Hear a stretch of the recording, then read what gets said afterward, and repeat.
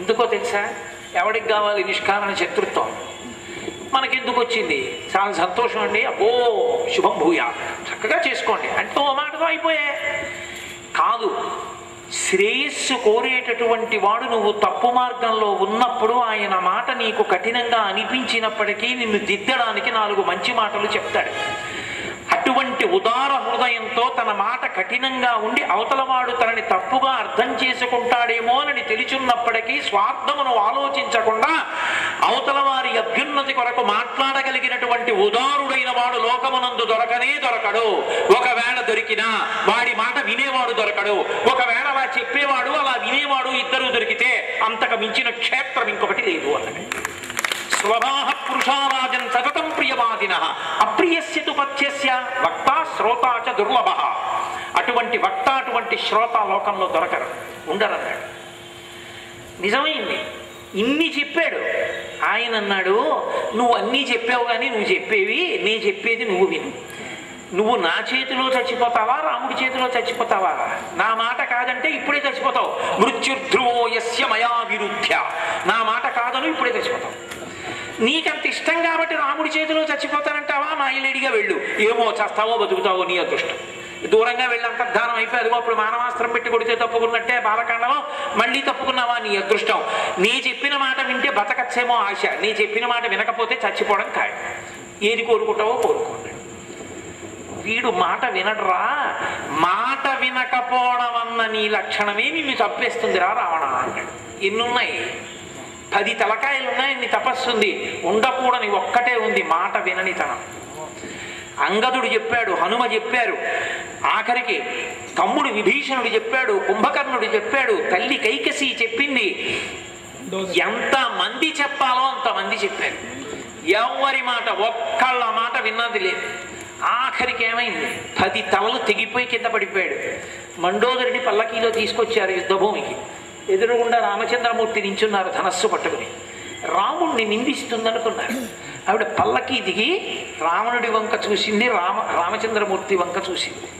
ఆవిడంది, అందరూ రాముడు నిన్ను చంపాడంటున్నారు. తప్పు. నీ ఇంద్రియముల చేత నువ్వు చచ్చిపోయావురా దౌర్భాగ్యుడా అని ఆవిడంది. నువ్వు చచ్చిపోయావు, నీ తమ్ముడు విభీషణుడు నీకు ప్రేతకార్యం చేస్తాడు. అద్భుతమైన కొడుకుని కన్నా ఇంద్రజిత్తుని నీ కామానికి వాణ్ణి బలిపెట్టావు. నే చచ్చిపోతే నాకు ప్రేతకార్యం చెయ్యడానికి కొడుకుని కూడా మిగల్చకుండా చచ్చిపోయినవో దుర్మార్గుడైన రావణ, నీ జీవితం లోకానికంతటికీ కూడా జాగ్రత్త చెప్పేదై ఉండాలి. ఇంద్రియములకు లొంగకుండా ఉండడం ఎంత అవసరమో నేర్పుగాక. ఏమయ్యాడు? సీతమ్మ చెప్పింది సుందరకాండలో ఎన్ని మాటలు చెప్పిందో. ఒరే నివర్తయ మనోమత్త స్వజనీక్రియతాం మనః, నీ మనసు తిప్పుకో, నీ భార్య ఎందు పెట్టుకో, ధర్మం అంది. విన్నాడా? పాడైపోయాడు. కాబట్టి వినడం ప్రధానం. మహాభారతంలో దుర్యోధనుడు పాడైపోవడానికి కారణం ఒక్కటే, వినకపోవడమే. అంతమంది మహర్షులు ఉదారులై వచ్చారు. పోన్లేరా వాడు చచ్చిపోయాక తెలిసున్న వాళ్ళు మీరు ఎందుకు చెప్పలేదు అని అడిగితే, తెలిసున్న వాళ్ళని చెప్పకుండా ఉండకూడదు. తన విద్య ఎందు తనకు మోహం ఉండకూడదు. అందుకే సరస్వతి ప్రవాహం తన ఎందే ఉండిపోకూడదు. వ్యయేకృతే వర్ధతయేవ నిత్యం విద్యాధనం సర్వధన ప్రధానం. ప్రవహించాలి వాగ్రూపంలో. కాబట్టి 4 మంచి మాటలు చెప్పొద్దాం. పిలవకుండా వెళ్ళారు మహర్షులందరూ. కూర్చున్నారు, వచ్చాడు, చెప్తున్నారు వాళ్ళందరూ. చెప్తుంటే వాళ్ళు మాట్లాడుతుంటే తన తొడ మీద ఇలా కొట్టుకుంటూ వింటున్నాడు. సభలో స్త్రీలు ఉన్నప్పుడు, సభలో పెద్దలు ఉన్నప్పుడు తొడ మీద చెయ్యి వేసిన చప్పుడు రాకూడదు, ఒక్క సంగీత సభ తప్ప. కాబట్టి ఇలా తొడ మీద చెయ్యి వేసి కొట్టుకుంటూ వింటున్నాడు. చూశారు చూశారు చూశారు చూశారు, చెప్పారు. చెవికి ఎక్కితే కదా మంచి మాటలు. ఏవి వినాలో అవి వినలేదు. వాళ్ళు పసిగట్టారు, వీడికి వినే బుద్ధి లేదు. అడిగారు, ఏమిటి నీ అభిప్రాయం? ఆయన అన్నాడు, మెట్ట వేదాంతం అంటారే ఆ వేదాంతం చెప్పాడు. ఆయన అన్నాడు, జానామి ధర్మం నచమే ప్రవృత్తి. మీరు చెప్పక్కర్లా ధర్మం ఏదో నాకు తెలుసు, నాకు దాని మీద అనురక్తి లేదు. జానామ్య ధర్మం నచమే నివృత్తి. నాకు అధర్మం కూడా తెలుసు, నాకు అది చెయ్యకుండా ఉందామన్న ఆలోచన నాకు రాదు. నాదా తప్పు? కేనాపి దేవేన హృతిస్థితేన యథా ప్రవృత్తోస్మి తథా కరోమి. ఇక్కడే భగవంతుడు ఉన్నాడు. మీకు మంచి మాటలు చెప్పిద్దామని ఎలా అనిపించాడో అలాగే నాతో చెడ్డ పనులు చేయిస్తున్నాడు. వాడికి తప్ప నేనేం చేయను. మరి నీ బుద్ధి ఏమైనట్టు? నీకు బుద్ధి ఎందుకు ఇచ్చాడు పరమేశ్వరుడు? ఇది లోకంలో ఇప్పటికీ ఉంటుంది మెట్ట వేదాంతం. మిమ్మల్ని పురాణం చెప్పడానికి పుట్టించాడు, మమ్మల్ని తప్పుడు పనులు చేయడానికి పుట్టించాడండి, మేమేం చేయమండి అంటుంటారు. అదేంటది? అది కాదు. నీ బుద్ధి ఏమైంది? గెలవడానికే వాసనాబలాన్ని బుద్ధినిచ్చింది ఈశ్వరుడు. అందుకు మనుష్య జన్మ గొప్పదైంది. ఈ మాట ఆయనంటే ఋషులకు కోపం వచ్చింది. పెద్దలైన వారు వచ్చి మాట్లాడుతుంటే తొడ మీద చెయ్యేసి కొట్టుకుంటూ మాట వినలేదు కనీసం. నువ్వు ఏ తొడ మీద చెయ్యి వేసి పరిహసించావో ఆ తొడలు భగ్నమై నిట్టుటి వరదలో యుద్ధ భూమిలో పడి ఉందువుగాక, దాని వలనే మృత్యువును పొందదువుగాక అన్నారు. తొడలు విరిగి యుద్ధ భూమిలో పడిపోయాడు. మాట వినడం జీవితంలో అభ్యున్నతికి కారణం. మాట వినకపోవడం, తెలియకపోవడం తప్పు అని శాస్త్రాలు ఎక్కడా చెప్పలేదు. అసలు తెలియకపోవడం తప్పైతే లోకంలో తెలిసి పుట్టినవాడెవరూ ఉంటాడు. అన్నీ తెలిసండి ఆయనకి అనడానికి చదువుకునో వినో. చదువుకున్నాడు అంటే చదువుకున్నదేది? నేను పరమాచార్య స్వామి వారు అనుగ్రహ భాషణం చదివాను అనుకోండి, పరమాచార్య స్వామి వారు అనుగ్రహ భాషణం చేస్తుండగా విన్నవాడితో సమానం. అంతే. చదవడం అంటే వినడమే. విన్నా చదివినా ఆ బుద్ధి యందు అధ్యవసాయం ఉన్నవాడైతే వాడు అభ్యున్నతిని పొందుతాడు. అది లేదనుకోండి, అసలు ఆ మనుష్య జన్మ యొక్క ప్రయోజనం ఎక్కడ సిద్ధిస్తుంది? ఎందుకు సిద్ధిస్తుంది? కాబట్టి పుట్టుక చేత తెలుసున్నవాడైన వాడున్నాడు. ఇద్దరే. మూడో వాడిని లెక్క పెట్టడానికి లేడు లోకంలో. ఇద్దరున్నారు. శంకర భగవత్పాదులు బ్రహ్మసూత్ర భాష్యంలో ఆయనకి పెద్దపీట వేసి స్తోత్రం చేస్తారు వామదేవ మహర్షి. రెండవ వాడు శుకబ్రహ్మ. వీళ్ళిద్దరే పుట్టుకతో అన్ని తెలిసినవాడు. ఇక మూడవ వాడు లేడు. అందరూ పుట్టి గురు శుశ్రూష చేసి నేర్చుకున్న వాళ్ళే. పుట్టుక చేత భక్తి జ్ఞాన వైరాగ్యములను పొందిన వాళ్ళు ముగ్గురే. అందుకే ఆయన పేరే శుక.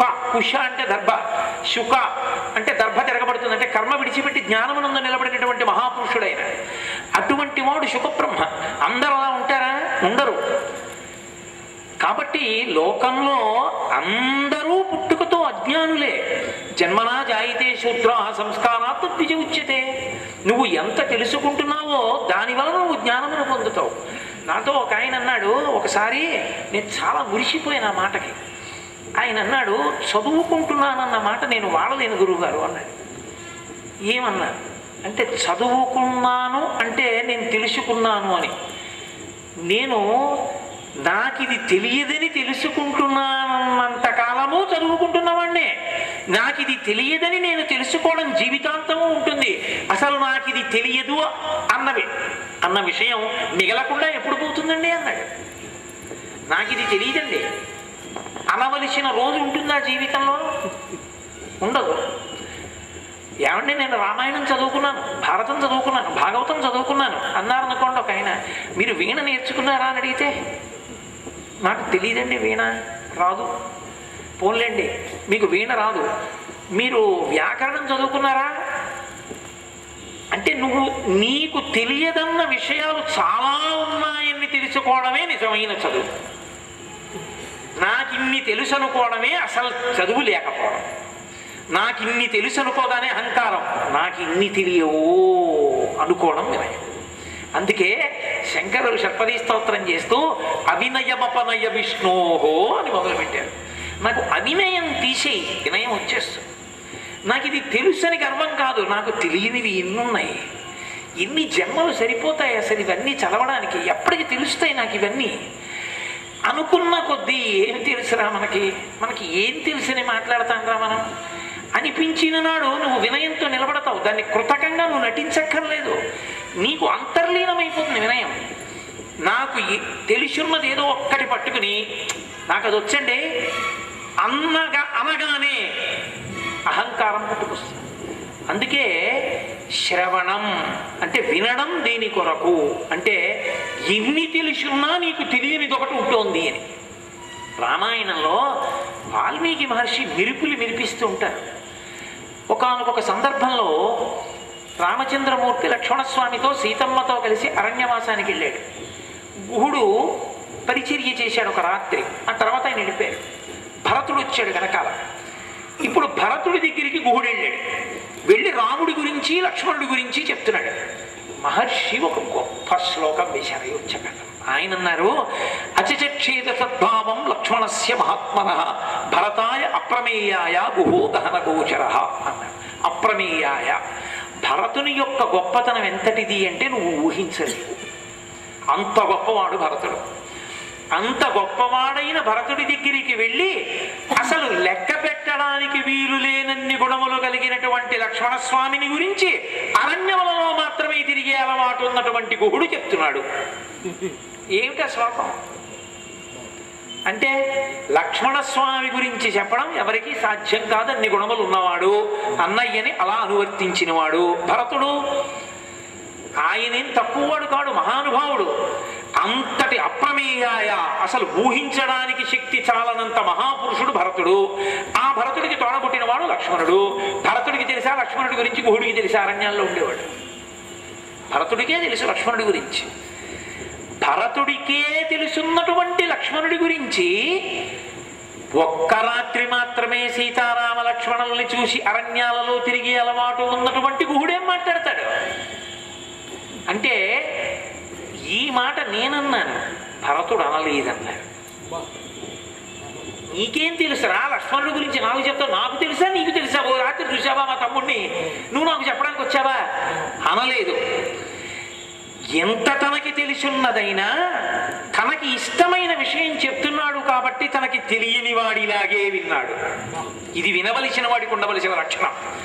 వాడికేం తెలుసండి కాదు, అబ్బా మా స్వామి గురించి ఎంత పరవశించి నోరు కొట్టుకున్నాడండి, అది చాలండి. ఇలా అభినందించగలిగిన మనసు నీకుందా? వాడు ఉత్తమ శ్రోత. అందుకని అచచక్షేద సద్భావం లక్ష్మణస్య మహాత్మనః భరతాయ అప్రమేయాయ గుహో దహన గోచర.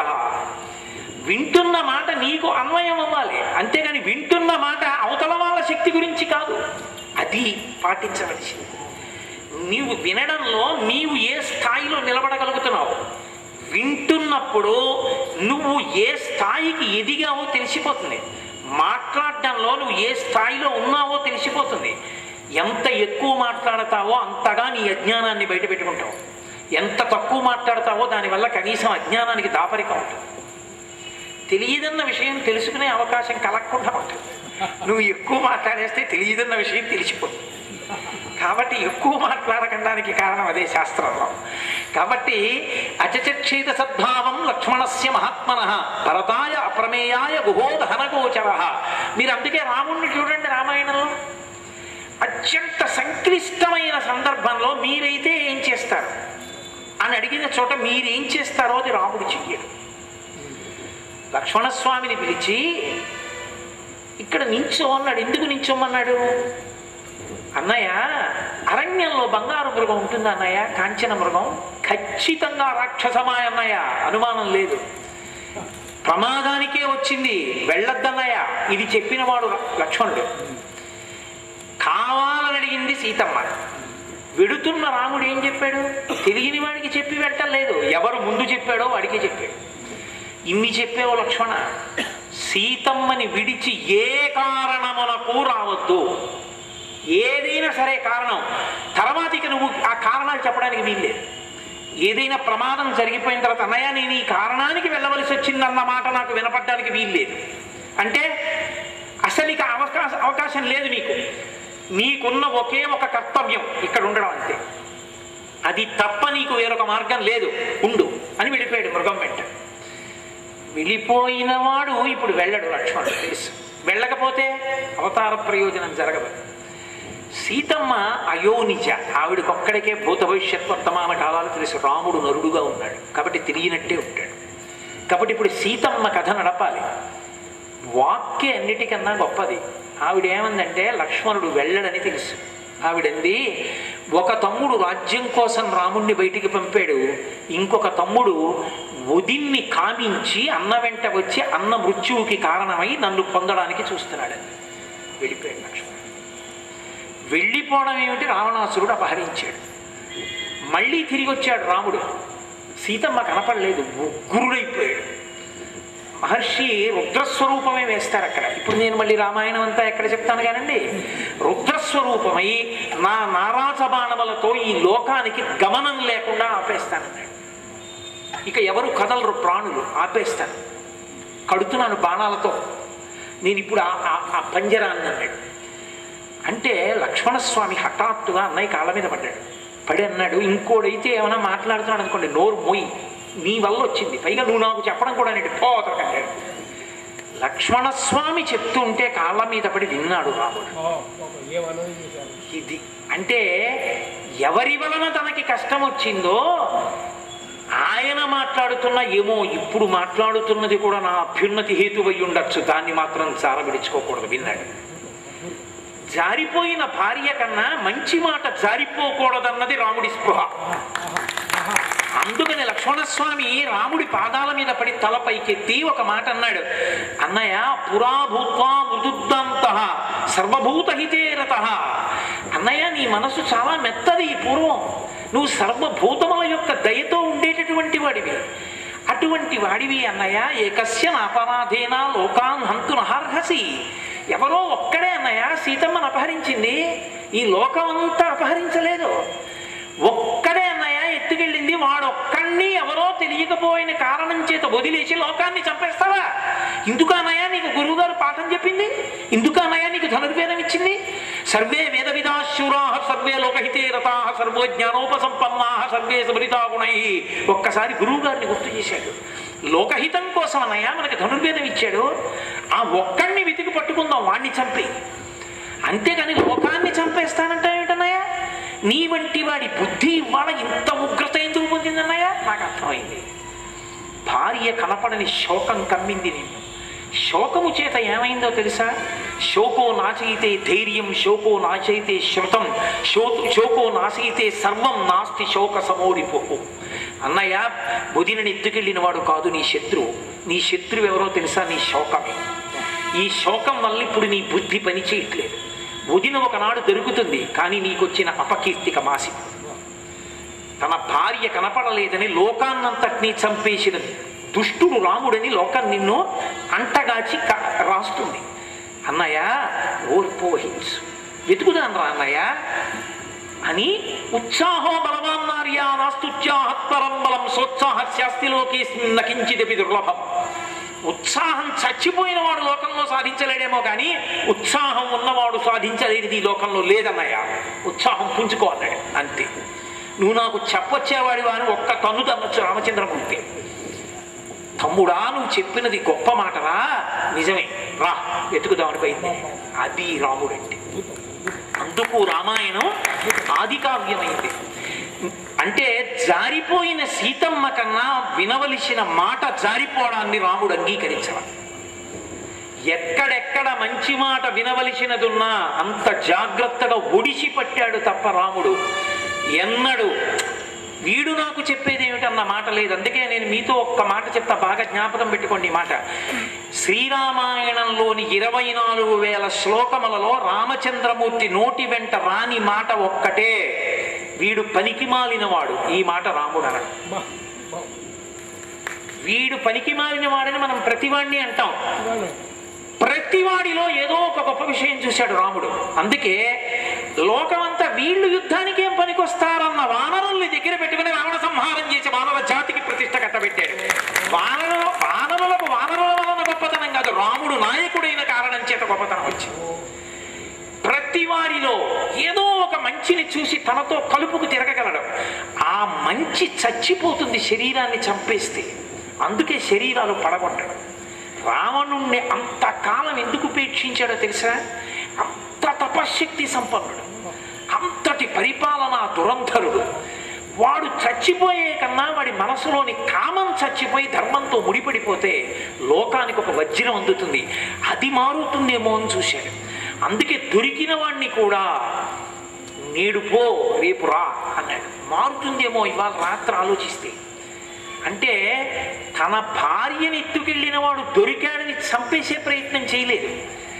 అంతకన్నా లోకానికి ఒక గొప్ప వ్యక్తిని మార్చి అందించడానికే పెద్దపీట వేశాడు రామచంద్రమూర్తి. ఎటువంటి దార్శనికుడో చూడండి. అందుకు రామరాజ్యం అన్నాడు. రామరాజ్యం అని ఎందుకన్నారో తెలుసా? శ్రీరామరాజ్యం అంటే రాముడు ఎప్పుడు మాట్లాడినా నాకు ఇలా అనిపిస్తోంది అండం, శాస్త్రం ఇలా చెప్పింది ఇలా చేద్దాం. రాముడి పరిపాలన ఒక్కటే, శాస్త్రం ఎలా చెప్పిందో అదే అటువంటి పరిపాలన. అందుకనది శ్రీరామరాజ్యం. అందుకే రామరాజ్యాన్ని ఆదర్శంగా తీసుకోండి అనడానికి గుర్తు ఏమిటంటే, రాముడు శాస్త్రం ప్రకారం పరిపాలించాడు, రామరాజ్యం అయింది. నువ్వు శాస్త్రాన్ని పట్టుకో, రామరాజ్యం అవుతావు, నువ్వు రాముడు అవుతావు. అది దాని అర్థం. అంతేగాని రామరాజ్యం అంటే రాముడికే సాధ్యమైతే ఇక రాముడు ఆదర్శం నీకు ఎందుకు అవుతాడు? నువ్వు ఎలా పరిపాలిస్తావు? నేను రాముడిని కాదు కదండి అన్నారు అనుకోండి, రామరాజ్యం ఎప్పుడు చరిత్రలో మిగిలే మెరుపు కాదు. రామరాజ్యం ఎవరైనా తీసుకురాగలరు, రాముడు శాస్త్రం పట్టుకున్నట్టు నేను పట్టుకుంటే అన్నారు అనుకోండి. తస్మాత్ శాస్త్రం ప్రమాణంతే కార్యాకార్య వ్యవస్థితం. శాస్త్రమును ప్రమాణముగా చూసుకుని కార్య అకార్యములను నువ్వు చెయ్యగలిగితే ఆనాడు నువ్వు రామరాజ్యమును సాధించగలవు. ఇది చెప్పడానికి శ్రవణం అంత గొప్పదైంది. కాబట్టి వినడం. నాకు చిత్తూరు పట్టణానికి ఒక గొప్ప అనుబంధం ప్రారంభమైంది అనుకుంటాను. నేను వస్తాను, వర్షం వస్తాను, ఇంకా రాలేదేమో ఆవిడ అనుకున్నాను. వచ్చేసింది. మొట్టమొదటి కెమెరా ముసుగేసుకుంది, తర్వాత మీరు కదిలేరు. కాబట్టి ఇంకా 2 రోజులు ఉందిగా, మీరేం బెంగపెట్టుకోకండి. మిమ్మల్ని ఇబ్బంది పెడుతూ చెప్పడం కన్నా ఇవాళ శ్రవణం విన్నారుగా, వినవలసింది విన్నారు. ఏకశబ్ద సమ్యజ్ఞాత సృష్ట ప్రయుక్త స్వర్గే లోకే కామదుర్భవతి. ఒక్క మంచి మాట పరాకుగా వినరా, నీకు స్వర్గలోకము నుండి సమస్త కామ్యములు తీర్చగలిగిన శక్తి అనుగ్రహింపబడుతుంది అన్నారు. ఏమి బాబుగారు, నేను ఆప్ చేయించా కంటిన్యూ చేయాలా? ఏమి మీ ఆజ్ఞ? ఎందుకంటే నాకు ఇక్కడి నుంచి తెలియదు, ఒడ్డులో కూర్చున్నవాడు నేను చెప్పాను. అలా కూర్చోబెట్టి చెప్పడం ఏమి మర్యాద? వర్షం వస్తుందా? వర్షం వచ్చినా వినేలాగున్నారు. అయ్యో అలా అని కాదు, కానీ అది మర్యాద కాదు కదూ. ఏమ్మా, నేను ఇంకొక భక్తి మార్గం గురించి చెప్పచ్చా? మీకేమైనా ఇబ్బంది ఉంటుందా? సరే, నేను ప్రయత్నం చేస్తాను. మీరు బాగా ఇబ్బంది పడుతున్నారనిపిస్తే ఆప్ చేస్తానేమ్మా. హరి ఓం. శ్రవణం కీర్తనం. సరే, శ్రవణం గురించి మీరు విన్నారు. వినడం అన్న దానిలో ఎంత అధ్యవసాయం ఉండాలి. రెండవది కీర్తనం. కీర్తనం అంటే నమాచార్య కీర్తన పాడానండి, లేకపోతే ముత్తుస్వామి దీక్షితుల వారి కీర్తన పాడానండి అని కాదు. కీర్తన అన్న మాటకు అర్థం ఏమిటంటే భగవంతుని యొక్క కారుణ్యము, భగవంతుని యొక్క గుణములు, భగవంతుని యొక్క సౌలభ్యము, భగవంతుని యొక్క గొప్ప హృదయము, ఇవి బాగా మనసులో అనుభవించినటువంటి కారణం చేత భగవంతుని యొక్క అనుగ్రహం గుండె నిండా నిండిపోతే వచ్చినటువంటి పరవశం నీటితో నిండిపోయిన బిందె ఇంక నీరు పట్టలేక పైకి వదిలిపెట్టినట్టు లోపల భగవంతుని గుణానుసంధానము చేత కలిగినటువంటి ఆనందము పట్టలేక పొంగి పొరలి వాక్కులుగా పైకొస్తే దాన్ని కీర్తనం అంటారు. అంటే లోపల అంత సంతోషం నిండిపోవాలి. అబ్బా, ఏమి పరమేశ్వరుడండి, ఏమి దయార్ద్ర హృదయుడండి అని పొంగొచ్చేసింది అనుకోండి. ఆ పొంగుతో మీరు మాట్లాడే మాట ఏదైనా, మీరు పాడే పాట ఏదైనా దానికి కీర్తనం అని పేరు. అందుకే కీర్తనము కేవలము కృతకముగా లౌకికముగా చేసేటటువంటిది కాదు. కీర్తనమునకు శుకబ్రహ్మని ప్రతినిధిగా చెప్తారు. శుకబ్రహ్మ పాంచభౌతికమైనటువంటి శరీరంతో అందరూ పుట్టినట్టుగా కర్మ అనుభవించడానికి వచ్చినవాడు కాడు. పరదేవత యొక్క అనుగ్రహం చేత పుట్టాడైన. అందుకే అమ్మవారు ఒక ఆలోచన చేస్తూ ఉంటుంది. మన్మధుడికి అపారమైనటువంటి శక్తిని ఇచ్చేసింది ఆవిడ. ఎవరికి? ఒళ్ళు కాలిపోయిన వాడికి. ఎంత శక్తినిచ్చిందంటే శంకరాచార్యులు వారు సౌందర్యలహరిలో అద్భుతమైన శ్లోకం. ఆ శ్లోకాన్ని పైకి చదివితే అమ్మవారిని నింద చేసినట్టు ఉంటుంది దాని అర్థం. హరిస్వామారాధ్య ప్రణత జన సౌభాగ్య జననీం పురాణారీ భూత్వా పురరపిమపి క్షోభమనయత్ స్మరోపిత్వా నత్వారతి నయనలేహ్యేన వపుషా మునీనామప్యంతః ప్రభవతి మోహాయ మహతాం అన్నారు. అమ్మా, శ్రీ మహావిష్ణువుకి నీ అందచందాలన్నీ ఇచ్చి మోహినీ స్వరూపంతో అమృతాన్ని దేవతలకి మాత్రమే పెట్టి రాక్షసులకి పెట్టకుండా చేశావు. విష్ణువుకి నీ అందాన్ని ఇచ్చి మోహినీ స్వరూపంలో నీ భర్త అయినటువంటి పరమశివుడి పరువు బజార్లో పడిపోయేటట్టుగా చేశావు, ఆయన వెంట పరిగెత్తేటట్టు. అమ్మ, ముక్కు మూసుకుని తపస్సు చేసుకుంటున్న వాళ్ళ తపస్సులు జరగకుండా చేశావు, ఎంత గొప్పదానివమ్మా అన్నారు. ఇది ఏమైనా అసలు స్తోత్రంలో ఉందా? మరి ఎందుకు చేసినట్టు శంకరాచార్యులు వారి శ్లోకం అమ్మవారి మీద? అంటే అందులో ఉంది రహస్యం. శ్రీ మహావిష్ణువుని అనుగ్రహించి అమ్మవారు తన సౌందర్యాన్ని విష్ణువుకి ఇచ్చినటువంటి కారణం చేత రాక్షసులను ప్రలోభపెట్టి దేవతలకు అమృతాన్ని పంచిపెట్టి లోక కళ్యాణాన్ని సాధించాడు. అలాగే శ్రీ మహావిష్ణువు యొక్క మోహిని స్వరూపాన్ని చూసి పరమశివుడు వెంటపడి వీర్యస్ఖలనము జరిగి ఉండకపోతే అయ్యప్ప స్వామి పుట్టారు. అయ్యప్ప స్వామి పుట్టకపోతే, హరిహరులకు కొడుకు పుట్టకపోతే మహిషి అన్న రాక్షసి సంహారం అవుతుంది. అలాగే మహర్షుల యొక్క మనసులు కదుపుతుంది ఆవిడ. ఎందుకు కదుపుతుందో తెలుసా? ఒక్కటే కారణం. ఎక్కడి వ్యాస భగవానుడండి? మహానుభావుడు. అటువంటి వ్యాసుడేమిటి ఎక్కడో చెట్టు మీద వాలిన చిలకని చూసి వీర్యస్ఖలనం అవడం ఏమిటి, కొడుకు పుట్టడం ఏమిటి? శుకబ్రహ్మ అంటే ఆయనకి కామంతో కళ్ళు మూసుకుపోయాయని కాదు దాని అర్థం. దాని అర్థం ఏమి అంటే అటువంటి మహాత్ముని యొక్క మనసు కదిలితే తప్ప వేరొక మహాత్ముడు జన్మించాడు. అందుకే ఆమె వ్యాస భగవానుని యొక్క మనసు కదిపి శుకబ్రహ్మ పుట్టడానికి కారణమైంది. అంతటి మహాత్ముడి తేజస్సు స్ఖలనమవకపోతే వేరొక మహాత్ముడు ఎలా పుడతాడు? అందుకు కదుపుతుంటుంది ఆవిడ. అందువలన కారణజన్ముడైన శుకుడు పుట్టాడు. శుకుడు జన్మతః భక్తి జ్ఞాన వైరాగ్యములున్నవాడు. అందుకే ఆయన అసలు పుట్టగానే దేవీ భాగవతంలో అంటాడు వ్యాసుడు, అంతరిక్షత్వపాతౌర్యాం దండం కృష్ణాజినం శుభం. ఆ పైనుంచి ఆయన కట్టుకోవలసిన కృష్ణాజినము, దండము, తపోదండము, కమండలము ఆకాశంలోంచి దేవతల అనుగ్రహంగా కింద పడ్డాయి. అంటే అంతటి కారణజన్ముడు శుకుడు. అటువంటి శుకుడు భాగవతాన్ని ప్రవచనం చేశాడు. అటువంటి శుకబ్రహ్మ భాగవతాన్ని పరవశించి 7 రాత్రులు 7 పగళ్ళు కీర్తన చేసిన కారణం చేత మనకందరికీ కూడా ఓషధి ఒకటి దొరికింది. ఎందుచేత ప్రత్యేకంగా కలియుగంలో మనం చెయ్యగలిగింది లేదు. అడిగాడు ఒక చోట వ్యాస భగవానుడు పోతన గారి భాగవతంలో ఆంధ్రీకరించినప్పుడు అంటారు, అలసులు మందబుద్ధియుతులు అల్పతరాయువులు ఉగ్రరోగ సంకలితులు మందభాగ్యులు సుకర్మములు ఎవ్వియు చెయ్యజాలరీ కలియుగమునందు మానవులు ఎయ్యది సర్వసౌఖ్యమయ్యలవడు ఎవిటంబడవు ఆత్మకు శాంతి మునీంద్ర చెప్పవే అంటాడు. కలియుగంలో ఎవ్వరూ ఏ మంచి పని చేయలేరు. ఐశ్వర్యం ఉండదు, ఆరోగ్యం ఉండదు, ఆయుర్దాయం ఉండదు, దీర్ఘమైన రోగములు వస్తాయి. ఎలా? భాగవతం ఒక్కటి వింటే చాలు.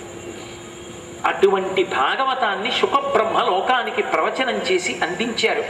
అంతటి మహాపురుషుడు శుకుడు. అటువంటి శుకుడు కీర్తన చేశాడు భాగవతాన్ని. అందుకే ఇప్పటికీ రాజోపచారాల్లో ఈశ్వరుడి దగ్గర గీతం శ్రావయామి అంటారు. ఎందుకంటారో తెలుసా?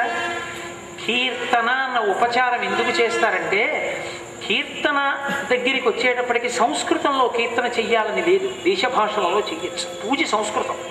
రామదాసు గారి కీర్తన పాడచ్చు, త్యాగరాజస్వామి కీర్తన పాడచ్చు. ఎందుకని అంటే అప్పటిదాకా బిర్ర బిగిసి పరమేశ్వరుణ్ణి పట్టుకున్న మనసుకి కొద్ది సౌలభ్యం ఇవ్వాలి కదలడానికి. కాబట్టి ఆనందంతో అనుభవిస్తూ కాస్త తల కదుపుతూ కాస్త తొడ మీద చేతులేసి ఇలా ఇలా అంటూ అనుభవించడానికి అవకాశం ఇస్తారు. అందుకని గీతం శ్రావయామి దేశ భాషలో కూడా పాట పాడతారు. ఆ పాట పాడడంలో ఆనందాన్ని పొందుతారు. అందుకే మనకి కీర్తనం అన్నప్పుడు కేవలం ఏదో భగవంతుని గురించి పరవశించి చెప్పడం ఒక్కటే కాదు. మీరు చూడండి, అందుకే వాంగ్మయం వివిధ రూపాలు పొందింది. అందున ప్రత్యేకించి సనాతన ధర్మంలో వాంగ్మయానికి ఒక ప్రత్యేకమైన ప్రతిపత్తి ఉంది. మహాత్ములు చేసినటువంటి స్తోత్రములు మీరు జ్ఞాపకం తెచ్చుకోవలసినవిగా పుస్తకాంతర్గతంగా ఉండిపోకూడదు. మీ నాలుక మీదకి రావాలి. అంటే ధారణ ఎందు ఉండాలి. ధారణ ఎందు ఉండాలి అంటే కేవలముగా రచన చేసి వదిలిపెడితే మీరు గుర్తు పెట్టుకోలేరు. వచనం గుర్తు పెట్టుకున్నట్టుగా ముఖ్యమైన విషయాలు గుర్తు పెట్టుకోలేరు. గుర్తు పెట్టుకోవాలి అంటే అంత వచనం రాసేసారనుకోండి, పేజీలు పేజీలు, మీకు ఎలా గుర్తుంటుంది? అందుకని ఛందస్సు వస్తుంది. ఛందస్సులో మళ్ళీ ఉత్పలమాల, చంపకమాల, సీసం, కందం, సంస్కృతంలో శిఖరణి వృత్తం, వీటిల్లో శ్లోక రచన పద్యరచన చేస్తారు. ఛందస్సు ఎందుకు వస్తుందంటే దాన్ని మీరు 2 మాటలు చదివినా విన్నా అది మీ బుద్ధిలోకి ప్రవేశించి జ్ఞాపకంలో ఉండిపోతుంది. ఇప్పుడు మీరు దాని గురించి మళ్ళీ మళ్ళీ గుర్తు తెచ్చుకోవడానికి పుస్తకం తెరవక్కర్లేదు. ప్రహ్లాదుడు ఏం చెప్పాడు అన్నారనుకోండి, అస్తమానం భాగవతం తీయాలంటే కష్టం. మందార మకరంద మాధుర్యమునదేలు మధుపంబోవునే మదనములకు నిర్మల మందాకి నీ వీచికలతోగు రాయంచదను నేతరంగిణులకు. పద్యం అనుకోండి మీకు ధారణలోకి వస్తుంది, అందుకే ఛందస్సు వస్తుంది. అలాగే గజేంద్రుడు ఏం ప్రార్థన చేశాడు అన్నాను అనుకోండి, అబ్బో చాలా పెద్ద వచనం అండి, ఎక్కడ జ్ఞాపకం ఉంటుందండి అంటే కష్టం. అదే ఎవ్వని చేజ నించు జగం ఎవ్వని లోపల నుండు లీనమై ఎవ్వని ఎందుడిందు పరమేశ్వరుడెవ్వడు మూల కారణం వెవ్వడనాది మధ్యలుడెవ్వడు సర్వము తానయైన వాడెవ్వడు వాని యత్మభౌ ఈశ్వరునే శరణంబు వేడదన్ అన్నాను అనుకోండి, అది ఎప్పుడు కావాలంటే అప్పుడు జ్ఞాపకానికి వస్తుంది. కొన్ని పుస్తకంలో ఉండకూడదు, పుస్తకంలోంచి మీ మస్తిష్కంలోకి వచ్చేసేయాలి.